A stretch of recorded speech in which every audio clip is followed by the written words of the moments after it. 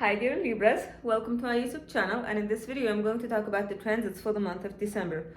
The last month of 2023 should be relatively peaceful because we don't have any eclipses this year in December, and it's been a month and a half since the last eclipse, so that means all the dust of the eclipses has settled by now, and so we should have relative stability until like next March, and that's when we'll have the next eclipse. But December still has its own challenge, so to speak, and that challenge is Mercury retrograde.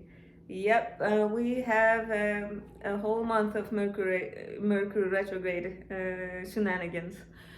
But I'll talk about that later. And dear Libras, you guys had an eclipse in your sign, the first one in your sign, in October. So I hope it brought nice changes into your life. And I'm an Aries, I'm your opposite sign, so it affected me as well, and it was in a very positive way. So I hope something similar happened to you guys. And now let's talk about the outer planets first to create like a context of what's going on. And when we have this like big picture, it's easier to understand like the personal transit eclipses, personal planets. Yeah, not eclipses, transits. What am I saying? Anyway, excuse me. So, Pluto in Capricorn. It has been in your fourth house for 15 years now, which is a long time. But the good news is it's about to leave your fourth house and enter your fifth house in January 2024. And in December, Pluto in Capricorn is going to be in the late degrees of Libra. No, not Libra, Capricorn. And that means the Libras who were born in the late degrees of, in the last days of Libra, let's say October 18th, 19th, 20th, you guys are going to feel a square aspect from Pluto. And this is not the first time. You guys had this aspect back in spring this year. That's when Pluto was in the late degrees of Capricorn. And so the thing is, the good thing about Pluto is that it's so far away from the sun that we barely feel it. That's why it's a generational planet. We do feel it when it's making an exact aspect. Yeah, that's when we feel it. Like it only like degree to degree. Yeah, so that means Libras who were born in the late degrees, like, or Libra risings who have their degree in the late degrees of Libra, then yes, you're going to feel this. But otherwise, other Libras, you guys are done with all the Pluto stuff. You can relax.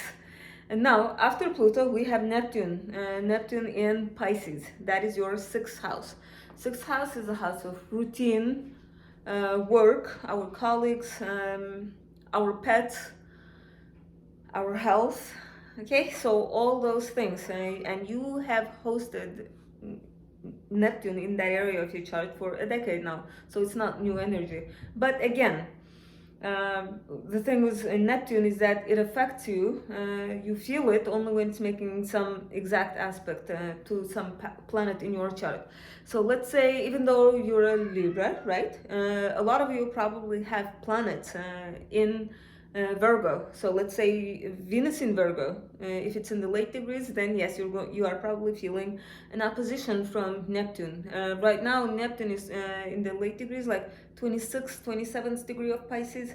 So yes, Libras with planets in Virgo in the late degrees, you guys are going to feel an opposition. And the thing is about Neptune is that it's very, very murky. Like it's like trying to see through a fog. Like it's hard to see, right? Like, so you have to rely on your intuition and stuff.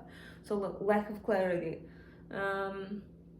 Yeah, so in its highest expression, Neptune can be almost like medicine. And so when it's in your sixth house, that's like a good combo, isn't it? But other than that, yeah. And also, Libra, since you guys are creative, one of the creative signs, Neptune in the sixth house, which is also a very creative planet, it's probably giving you creative energy in that area. But anyway, after Neptune in Pisces, we have Uranus in Taurus, okay? And Libras, for you, that is your eighth house. I have Virgo rising. That means I experienced this Uranus in the 8th house transit when Uranus was in Aries. And financially, it was just instability, okay? I'm gonna be honest. And dear Libras, I don't know if you guys have taken like loans in the past 5 years since Uranus entered Taurus. Um, yeah, but it might have been like slightly harder than you expected to pay it off, right? In my case, for example, I had to get a student loan, and I still haven't paid them off. Like I've been having problems paying them off and stuff. So that was like Uranus in the 8th house legacy. But like I'm not trying to scare you guys off. Um, like it might also have modernized your finances in a way, because you know Uranus is technology, everything futuristic. So when it's in the 8th house, like especially when it comes to like money, shared resources, innovations in those areas. And also, since 8th house is the second house from your 7th house, the partner's house, it means it represents your partner's money. So it might have been like your partner's finances might have been like full of surprises, so to speak. But uh, another good news about that your Taurus is that Jupiter is also currently in Taurus, and it's expanding your partner's money. So your partner is probably going through good financial times. And what else? Expansion, yeah, like increase in shared resources, luck through shared resources. You guys are experiencing this until May next year, so enjoy that. And after Uranus, we have Saturn, and Saturn is in Pisces right now. So that is your 6th house. And so you can see you have Neptune and Saturn now. But the thing is, Neptune is in the late degrees, while Saturn is in the very early degrees of Pisces. So they're not going to be conjunct yet, like maybe another year and a half. So Saturn in the 6th house, again, work, routine, health. So that means you will start taking those things seriously, much more seriously now. I mean, you have been since March this year. So when Saturn enters the 6th house, think of Saturn as a taskmaster. He is there to like get things done. So if you have been neglecting some things about your health, Saturn is gonna make you pay attention to those. And also, again, this theme of seriousness about stuff. So that's my cat. Excuse my cat. So it might also be the time when you start paying attention to the food that you consume, or like what is it? Your body. So you start exercising, you start eating healthier food, and if you haven't done so, I would suggest you should start that, okay? And also, since Saturn is the planet of karma and 6th house is the house of work, it might be the time when in the beginning it might feel slightly like challenging, like you work a lot but like see little results. But like don't worry, because by the end of this transit, it's possible that Saturn is going to reward you for your hard work. Yeah. And so after Saturn, we have what? Mars, and Mars is an inner planet. So now in the second part of the video, I'm going to talk about the inner planet transits. On December 1st, Mercury enters Capricorn until February 5th, 2024. So you can see it's quite a long time for Mercury to spend in a sign. Like usually it sprints through signs like within in less than 3 weeks, only like 18 days. But this time, 2 months. And the thing is, we're going to enter December in the shadow zone of Mercury retrograde. So get ready, and as long as you are aware, it's easier to deal with it. And so the thing about Mercury retrograde is we forget things. Okay, a lot of the times, like I've noticed that happening to me. Every time Mercury is retrograde, I forget some things. Like maybe I forget something at home, or maybe I forget something at work. And I forgot my house keys at work last time Mercury was retrograde. I came home and I'm like, where are my keys? So I had to call the office of the building and like get another key, which they didn't want to give, and like it was a nightmare. So that's Mercury retrograde stuff. And then another thing is, it's also possible that the apps kind of malfunction, like the Google Maps, and It might also be that it's not malfunctioning, but you are misunderstanding it. So like last time Mercury was retrograde, I got lost a lot, like unusual a lot, but like it coincided with me moving to another city. But Mercury being retrograde kind of like made it extra challenging. And so another thing is I need to mention, try not to sign contracts in December, because Mercury, the planet that rules these things, these sorts of agreements, will be on vacation, so to speak. Let's just say Mercury won't be doing its job properly in December. And so try not to sign it, okay? Try to postpone it until January. All the major decisions, try to postpone it until January. But you know, life happens. Sometimes we have to sign contracts even when Mercury is retrograde. So if you cannot postpone it, yes, do sign it. But just be aware that it's highly likely that you might not fulfill that contract. Let's say you rent an apartment for a year, right? But like 3 months later, you meet someone and you want to move in with them, and so you move out without like fulfilling that 1 year contract. That's one of the possible interpretations. And so, yeah, try not to sign anything. If you do, just keep in mind that the terms might change later on. And what else? And also, December is a time when a lot of people travel, right, to visit their families and stuff. But this year, because of Mercury retrograde in December, it is highly likely that the flights will be delayed, like a lot more often than usual. I've noticed that a lot. Like when Mercury is retrograde, I see news of flights of people being stuck in airports and stuff, and I'm like, well, Mercury is retrograde. Yeah, and also I've noticed that a lot of social media apps tend to like crash and be down during this period. Yeah, and it's like, and I always wonder, I'm like, do those big tech guys like know that Mercury is retrograde? Do they like plan accordingly? It's like, okay, we'll fix this bug when Mercury is retrograde. Like, I don't know, I like, it would be cool if they really do that, but even if they don't do that, the coincidence of that is just fascinating. Okay, yeah, anyway, I derailed a little bit. So, Mercury will start retrograding in mid-December, so I'm going to talk about that later in the middle of the video. On December 3rd, Venus in Libra is going to make a square to Pluto in Capricorn. And Libras, that's your ruling planet, and it's in your sign. So when they do make a square, that one of the possible interpretations is that you know, Venus rules finances. Pluto is also a very much financial planet.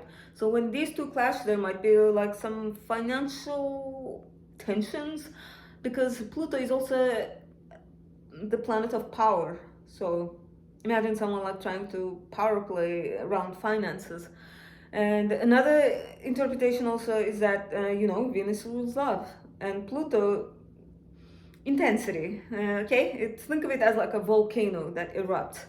And so when these two make an aspect, a square, a tense aspect like square, it might be the time when you kind of like, if you've been postponing some challenges in your relationship, like some important talks, or if you have been, I don't know, like ignoring the red flags or something, some issues, this aspect, the square aspect might be like, okay, let's have that talk, like let's face this issue.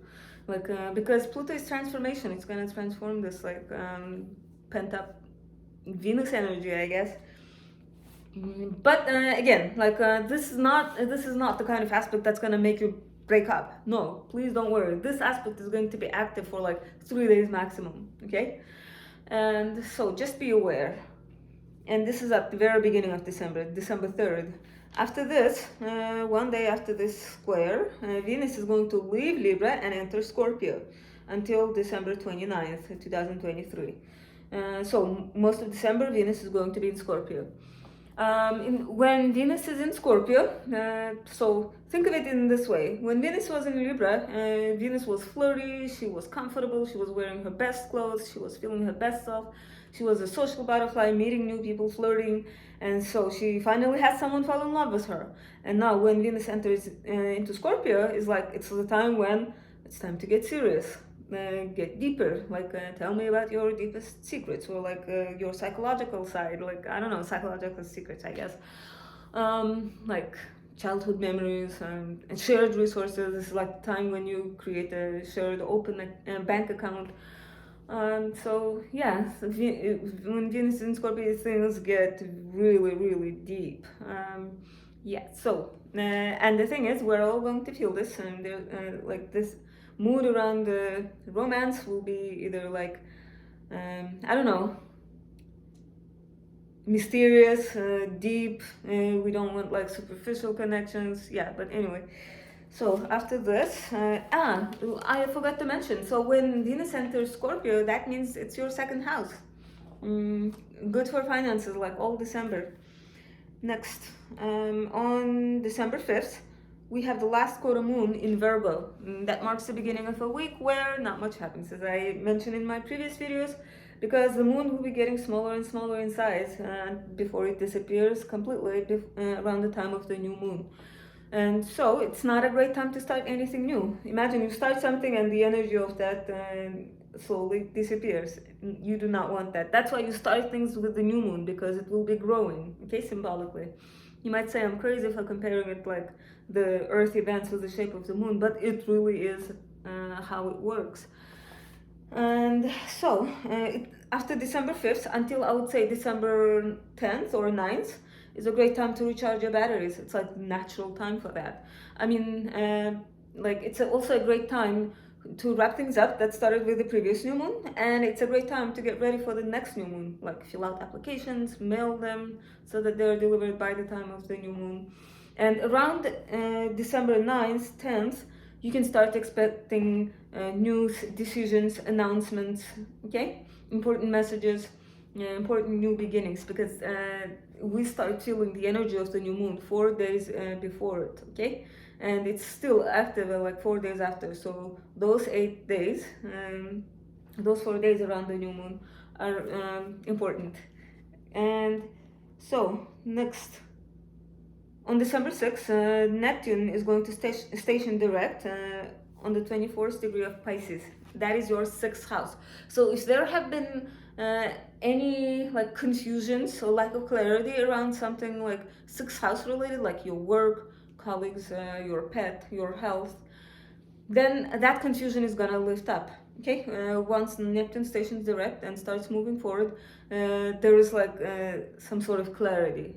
Okay, that Neptunian fog kind of like disappears a little bit. Yeah, so that's good. And on December 12th, so after this, after Neptune stationing direct until December 12th, for about 6 days, we have like not much activity going on in the sky, so to speak. And so on December 12th, we have this new moon in Sagittarius on the 20th degree. And Libras, that is your 3rd house. 3rd house rules our siblings, it rules our communication, the way we communicate. It rules short distance travel, it rules like transportation, okay? Commute and stuff. So with this new moon, it means like there might be some new project at work like that requires a lot of writing, or it might be the time when you have to make a lot of calls, write a lot of emails, or maybe write a lot of reports too, because that's all of those are 3rd house activities, okay? Or it might be that you go on a short distance trip, because again, 3rd house, it's not a 3rd house is not the kind of travel where you go to another country. No, it's usually like within your own state, or like not too far away from the place you live at. Yeah. And so on December 13th, Mercury is going to station retrograde on the 8th degree of Capricorn. Yes, so Mercury retrograde, it is at its peak confusing around the time it changes direction. So when it just turns retrograde, or when it's about to turn direct, that's when it's like this basically. And so yeah, get ready with Mercury retrograde. Mercury retrograde, we tend to like hate on it a lot, but it is actually an opportunity for us to go back and to fix something. It's an opportunity for us to redo it, maybe even do it better. Or if you messed up something, now it's an opportunity to go back and make it right, okay? And so, and for you, dear Libras, this is your 4th house. So the retrograde is going to start in your fourth house. So fourth house is our emotional foundations. It's the place we live at. It represents our mother, like, or father sometimes, like one of the parents, and our ancestors. Okay, so house related stuff, family related stuff, deep emotional stuff. That's where Mercury is going to station retrograde, and then it's gonna slip back into Sagittarius, into your third house. Okay, so from home, family focused matters, the focus is going to shift to third house matters, communication, siblings, short distance travel, and neighbors too. And what else? So on after this, after Mercury stations retrograde, we don't have many aspects in the sky. And on December 21st, winter solstice, the longest night of the year, yay! I actually find this time very optimistic when the sun enters Capricorn, the longest night of the year, because it marks the beginning of the time when like the days now start getting longer, and so I find that kind of optimistic. Okay, anyway, so on after this, on December 23rd, Mercury is going to re-enter Sagittarius, and it's going to stay in there for like 2 weeks. Okay, and it's going to be retrograde for a week, and then it's going to station direct and change directions. So next, on December 26th, we have a full moon in Cancer on the 4th degree. Now, this one is significant because it's happening in your cardinal house, in your most visible house, in your 10th house. So the full moon will be there, and the sun will be in your 4th house. The luminaries will be like illuminating the backbone of your chart, basically.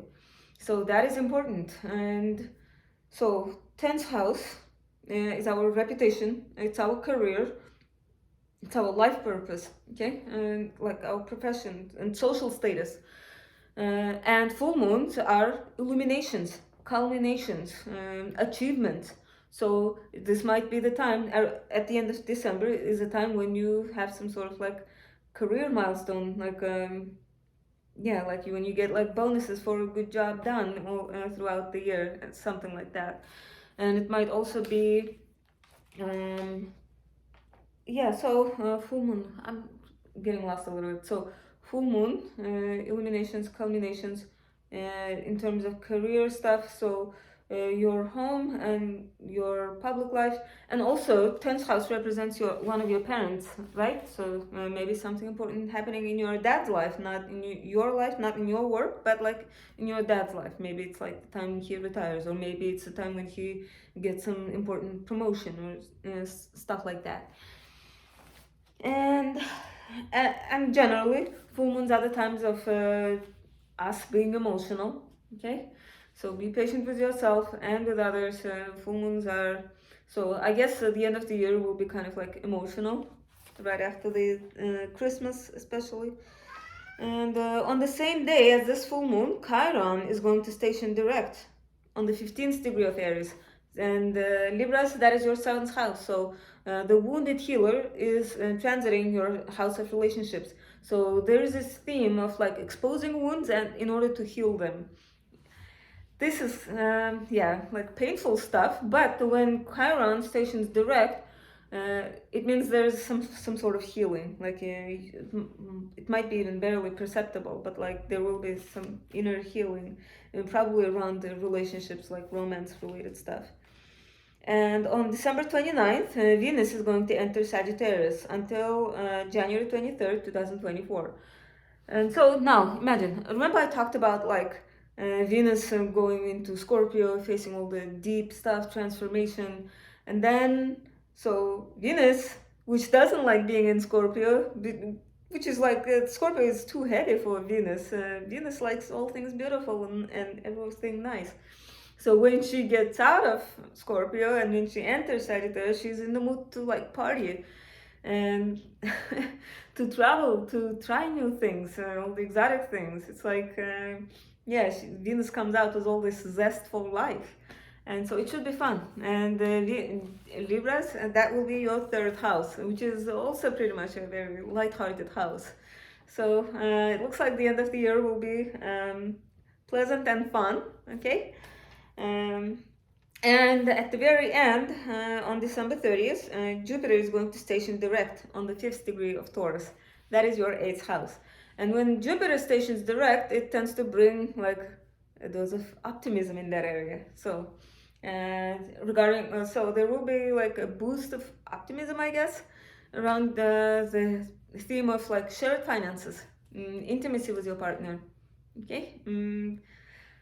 All things eighth house related. So when Jupiter stations direct, we will have only 2 planets left in retrograde, and that is good. It's good to have like fewer planets in retrograde. But the thing is, one of those planets, Mercury, one of those retrograde planets is Mercury, and it is a personal planet, and that means it's going to affect our daily routine. So even though we don't have many planets in retrograde, but still, our routine in December will be affected. So make sure you read the fine print, make sure you double check your email, the recipients, the files in the attachment. So double check those things in December. And remember, Mercury will station direct on the first day of the new year. Okay, so dear Libras, I hope you enjoyed this video. If you did, please like and subscribe. Okay, and I hope you guys have a wonderful December. Like Merry Christmas and Happy New Year. Okay, thank you for watching.